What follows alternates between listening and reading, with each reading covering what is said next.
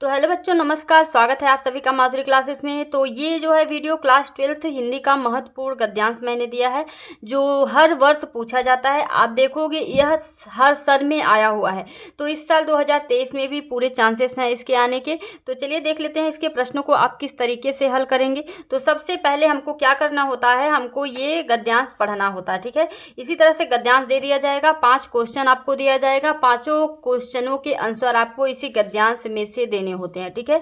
तो इसके लिए हमको क्या करना है, सबसे पहले हमें गद्यांश को पढ़ना है, ठीक है।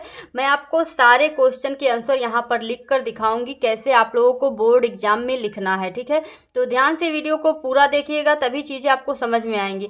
पूरा देख लेंगे तो फिर आपको और भी कुछ ज़्यादा देखने की ज़रूरत नहीं है। सारे इंपॉर्टेंट गद्यांश आपको इस माधुरी क्लासेस पे पढ़ाए जाएंगे, ठीक है। सारे इंपॉर्टेंट क्वेश्चन कराए जाएंगे। तो चैनल को अगर अभी तक आपने सब्सक्राइब नहीं किया है तो चैनल को सब्सक्राइब कर लीजिए, और वीडियो अच्छा लगे अगर तो लाइक करना बिल्कुल ना भूलें। तो सबसे पहले हमको इसको पढ़ना है। जन का प्रवाह अनंत होता है, सहस्त्रों वर्षों से भूमि के साथ राष्ट्रीय जन ने तादात्म्य प्राप्त किया है। जब तक सूर्य की रश्मियां नित्य प्राप्त काल भुवन को अमृत से भर देती हैं, राष्ट्रीय जन का जीवन भी अमर है। इतिहास के अनेक उतार चढ़ाव पार करने के बाद भी राष्ट्र निवासी जन नई उठती लहरों से आगे बढ़ने के लिए अजर अमर है। जन का संततवाही जीवन नदी के प्रवाह की तरह होता है, जिसमें कर्म और उत्थान के अनेक घाटों का निर्माण करना होता है, ठीक है। ये भी ये जो है बहुत ही ज़्यादा इम्पॉर्टेंट है। तो इसको पूरा प्रश्न हम लोग देखेंगे। 5 प्रश्न दिए हुए हैं, पांचों प्रश्न 2-2 अंक के होंगे, यानी कि 2 अंक 2 अंक 2 2 2 2 कुल मिलाकर 10 अंक आपको मिलेंगे अगर आपने पांचों प्रश्नों के आंसर दे दिए तो। अगर नहीं तो आप अगर पांचों के आंसर नहीं देंगे, जितने प्रश्न के आंसर देंगे उतने नंबर मिलेंगे, ठीक है। और बोर्ड एग्जाम के लिए आपको और भी एक इम्पॉर्टेंट सलाह है कि आप प्रश्नों को छोड़िएगा नहीं भी आता रहेगा तो गद्यांश में से सीधे आपको जहाँ से लगे वहाँ से वहाँ तक का आंसर दे देंगे, फिर भी आपको पूरे नंबर मिलेंगे, ठीक है। प्रश्नों को छोड़कर कभी मत आइएगा। यहाँ पर देखिए पहला क्वेश्चन क्या है, जन का प्रवाह किस तरह होता है। तो यहाँ पर देखिए जन का प्रवाह अनंत होता है। तो सिंपल तरीके से, ठीक है, 2 नंबर आपको मिलेंगे ही मिलेंगे। प्रश्नोत्तर संख्या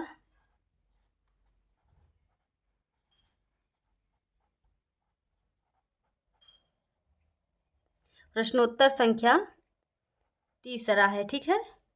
और यहाँ पर इस तरीके से, जिस तरीके से आपको अच्छा लगे उस तरीके से प्रश्न को थोड़ा सजा दीजिए।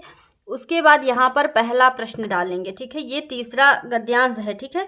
अब इसमें पहले प्रश्न का आंसर हम दे रहे हैं, ठीक है। जन का प्रवाह, यहाँ पर आप लिखोगे जन का प्रवाह अनंत होता है, ठीक है। इतने से ही आपको नंबर मिल जाएगा, ठीक है। आपको ज़्यादा लिखने की आवश्यकता नहीं, छोटे में ही मैं आपको बताऊंगी। दूसरा अब नंबर डालना है यहाँ पर, दूसरा, ठीक है। अब दूसरा प्रश्न क्या है, पाठ का शीर्षक एवं लेखक का नाम लिखिए। तो पाठ का शीर्षक यानी पाठ का नाम लिखना है और लेखक का नाम लिखना है, ठीक है। तो पाठ का शीर्षक यहाँ पर डालिए, तो संदर्भ की तरह लिखेंगे। अगर इस तरह से पूछा है तो इस तरह से लिखेंगे, ठीक है। लेखक का नाम, राष्ट्र का स्वरूप, लेखक का नाम वासुदेव शरण अग्रवाल।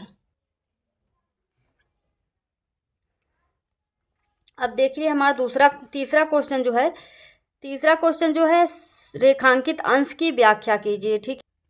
अब यहाँ पर देखिए रेखांकित अंश की व्याख्या प्रश्न किया गया है तीसरे में, ठीक है। रेखांकित अंश की व्याख्या कीजिए। तो यहाँ पर आप देखोगे जितना रेखा खींचा गया है, जन का प्रवाह अनंत होता है, सहस्त्रों वर्षों से भूमि के साथ यहाँ से यहाँ तक जो रेखा खींची गई है, यहाँ से यहाँ तक आपको व्याख्या करना है, ठीक है। तो चलिए आपको दिखा देते हैं कैसे आपको लिखना है।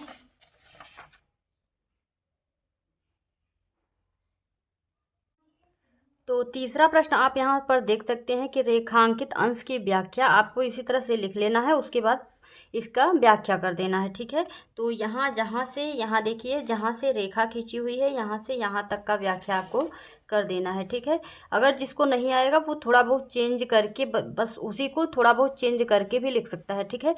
और यहाँ पर सही चीज़ अगर याद कर पा रहे हैं तो यहाँ पर लिखा हुआ है, प्रत्येक राष्ट्र का इतिहास निरंतर बदलता रहता है तथा उसमें अनेक उतार चढ़ाव आते रहते हैं। मनुष्य पीढ़ी दर पीढ़ी अपने राष्ट्र के साथ जुड़ा रहता है, किंतु राष्ट्र के निवासियों की श्रृंखला निरंतर चलती रहती है। इसी कारण हजारों वर्षों से मनुष्य ने अपनी भूमि के साथ तादात्म्य स्थापित किया है। जब तक एक राष्ट्र रहेगा तब तक राष्ट्र की प्रगति होती रहेगी, ठीक है। तो यहाँ पर आपने रेखांकित अंश की व्याख्या कर लिया। अब देखिए चौथा प्रश्न क्या है उसको देख लीजिए। सूर्य की रश्मियों का क्या प्रभाव पड़ता है? तो सूर्य की रश्मियों का क्या प्रभाव पड़ता है, यहाँ पर सबसे पहले आप नंबर डालोगे, ठीक है। चौथा प्रश्न का नंबर डालोगे, उसके बाद उसमें लिखोगे सूर्य की रश्मियों के प्रभाव से राष्ट्रीय जन का जीवन अमर है। राष्ट्रीय जन का जीवन अमर है, ठीक है।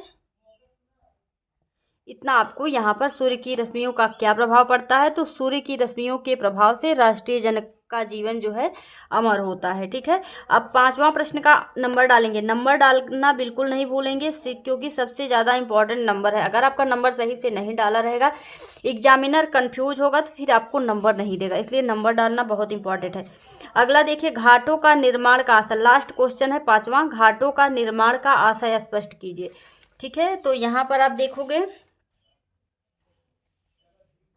यहाँ पर जब तक सूर्य की रश्मियाँ नित्य प्रातःकाल भुवन को अमृत से भर देती हैं, राष्ट्रीय जन का भी जीवन अमर है, ठीक है। अगला है घाटों का निर्माण का आशय स्पष्ट कीजिए। तो यहाँ पर देखिए घाटों का निर्माण लास्ट में देखिए लिखा हुआ है। तो यहाँ पर जन का संततवाही जीवन नदी के प्रवाह की तरह होता है, जिसमें कर्म और उत्थान के अनेक घाटों का निर्माण करना होता है। तो इसका आंसर में आपको लिखना है, घाटों का निर्माण में आपको लिखना है कि यहाँ पर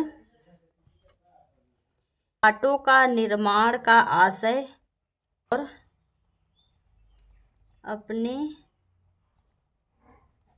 कर्म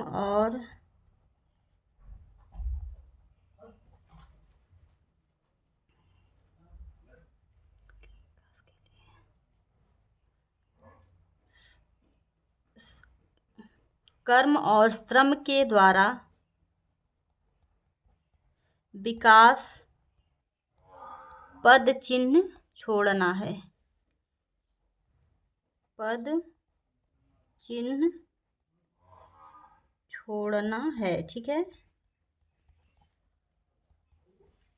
अब देखिए यहाँ पर पांचों प्रश्न आपके कंप्लीट हो गए हैं, ठीक है। यहाँ जो 5 प्रश्न दिए गए हैं ध्यान से इसको देख लीजिए और आप लोग भी प्रैक्टिस ज़रूर करिएगा, क्योंकि बिना प्रैक्टिस से ना ही आपकी राइटिंग सुधरेगी और ना ही आपको किसी चीज़ का नॉलेज होगा कि आपको कैसे आंसर देना है कैसे नहीं देना है।